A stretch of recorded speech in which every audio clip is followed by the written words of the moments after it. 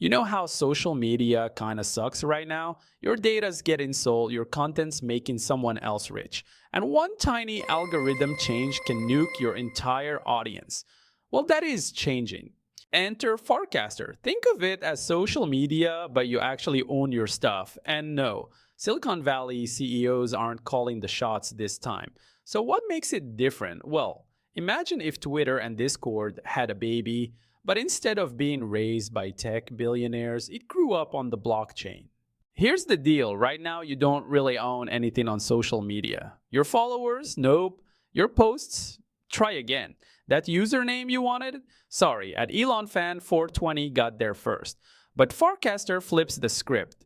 You get what's called a Farcaster ID or FID. It's like your digital passport. It lives on the Optimism network, which is basically a cheaper version of Ethereum. Because let's face it, nobody wants to pay $50 just to post a meme.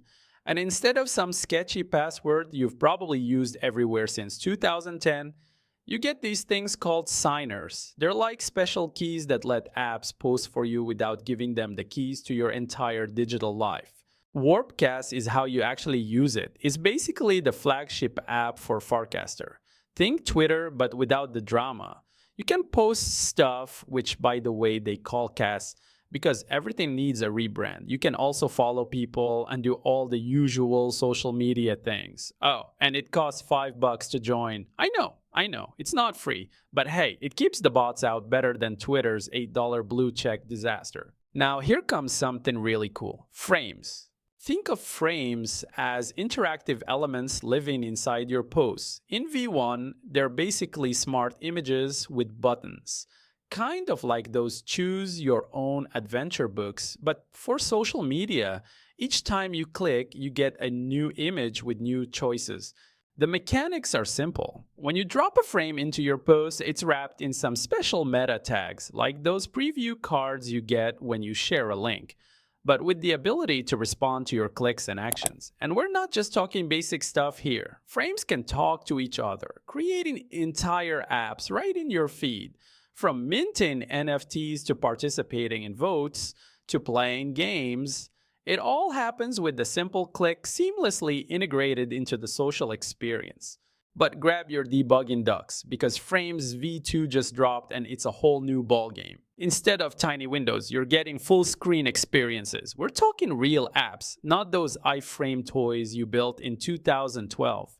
Plus, you can now save your favorite frames, get notifications, and even trigger native Farcaster actions like follows. It's like they took everything cool about web apps and crammed it into your social feed. But look, nothing's perfect. You've got some trade-offs when it comes to Farcaster. Moderation isn't built into the protocol itself, so things can get a little Wild West. But apps like Warpcast and channel hosts can set their own rules, block users, and even automate moderation. Also, there's no magic forgot password button. If you set up a recovery address, you've got a safety net. If you didn't, then that username you loved is gone. So, is this the future of social media? Maybe. If it works, we finally get a platform that doesn't treat us like walking dollar signs. If it fails, well, it'll join the graveyard of the almost revolutionary Web3 projects. That's Farcaster in a nutshell. Don't forget to like and recast.